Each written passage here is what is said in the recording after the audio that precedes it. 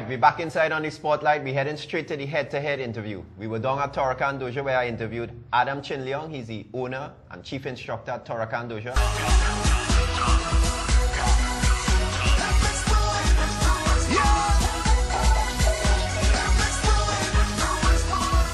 Christopher Gill, the guru, here at the dojo, the Torakan Dojo. First, and here's Adam Leung.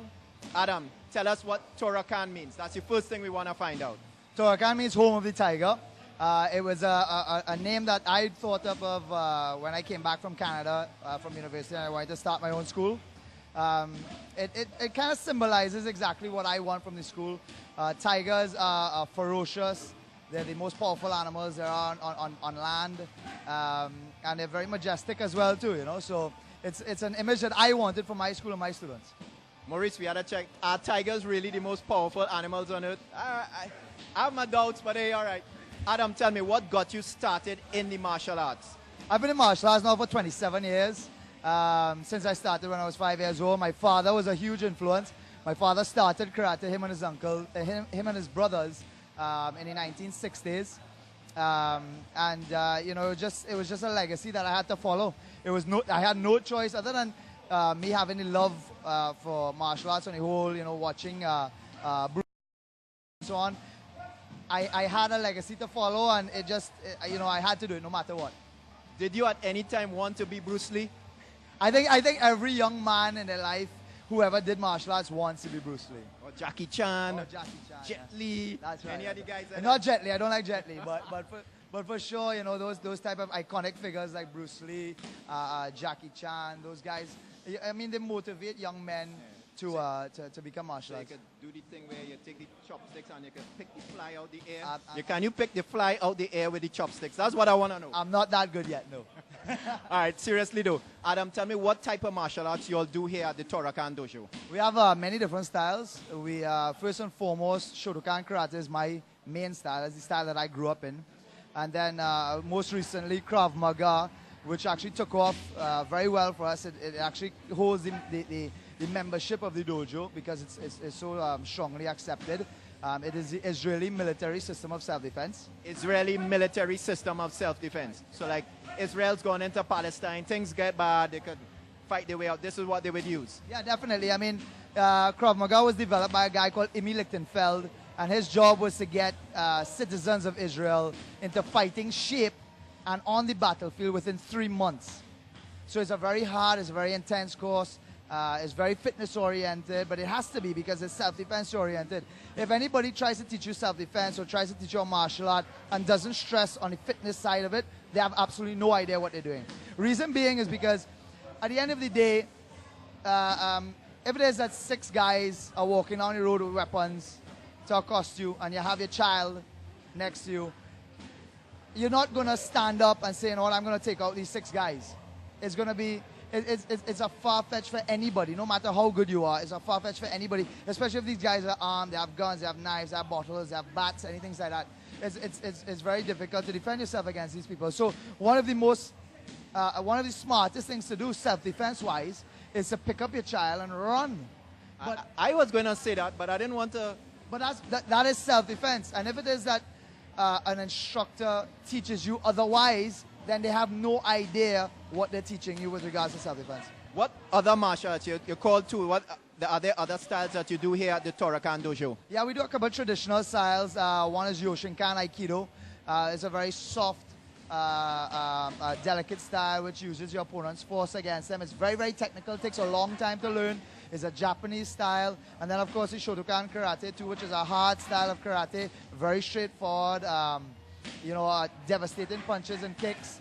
Of course, we have the Krav Maga. We have Brazilian Jiu-Jitsu mixed in with Greco-Roman wrestling, which is a grappling style. So when you're on the ground, you got to learn how to defend yourself when you're on the ground from somebody that comes on top of you. Mixed martial arts has taken off in the United States over the last, I would say, 2 years. The UFC, what's the other one? WEC.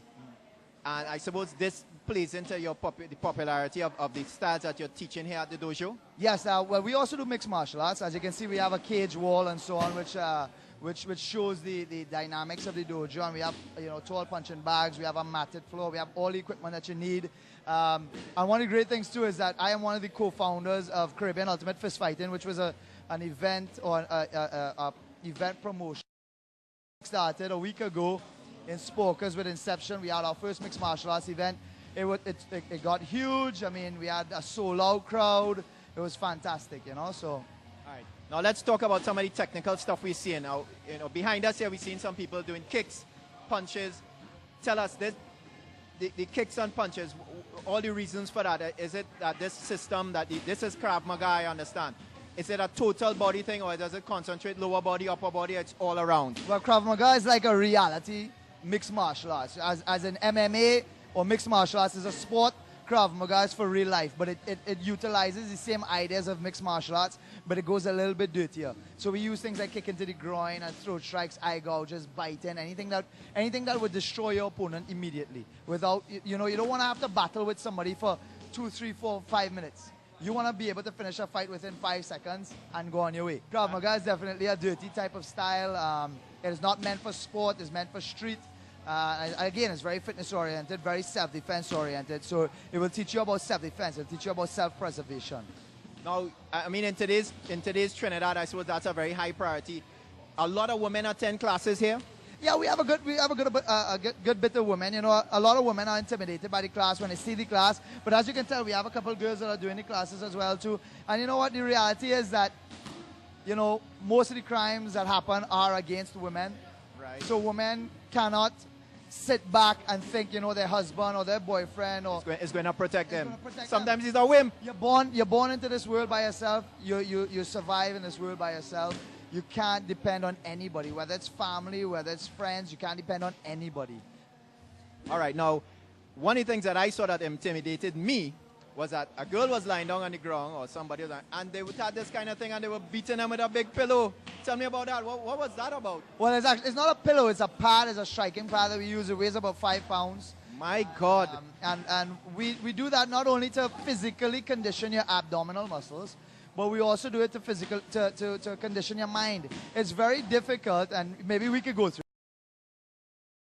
It's very difficult to lie down on the ground and have somebody standing way above you with this huge pad, this huge heavy pad, to drop it onto your stomach, and for you to accept it, to say, you know what, I'm going to tighten my stomach so that I can develop my stomach, so that if I do happen to get into an altercation, my stomach is strong enough to take punches and kicks and so on. Adam, have here daily, and how easy it is for people to come and join your class? We're open every day except for Sunday, Monday to Saturday. The best thing to do for anybody that is interested in joining our classes is to go onto our website, www.torakandojo.com. That's TORAKANDOJO.com. And it has all the styles that we practice. It has the schedules. It has the fees. It has our instructors. It has a little history of the arts. So the best thing to do is to go onto the website, check it out, and see whether or not this is for you. A lot of people come to the dojo just to see the atmosphere, because it is really and truly, it is a state-of-the-art school with the type of equipment that we have and the atmosphere that we bring towards the martial arts. And a lot of times when people sit back and they see people, hitting at 100 miles an hour or getting hit, they get a little intimidated and they think that that's not for them. But like me, I'm a little intimidated. But go ahead. But you know what? Martial arts is there so that you can learn how to defend yourself. And it would be wrong of you to think that you can join a martial art and never get hit or never feel endangered. Because if you don't, or you never feel that environment of sparring or getting hit or feeling overwhelmed by bigger, larger opponents, then you're training the wrong way, because when it happens in real life, you're not going to know you're not going to be mentally prepared for it. So how to defend yourself. All right, well, I think that's the end of the interview.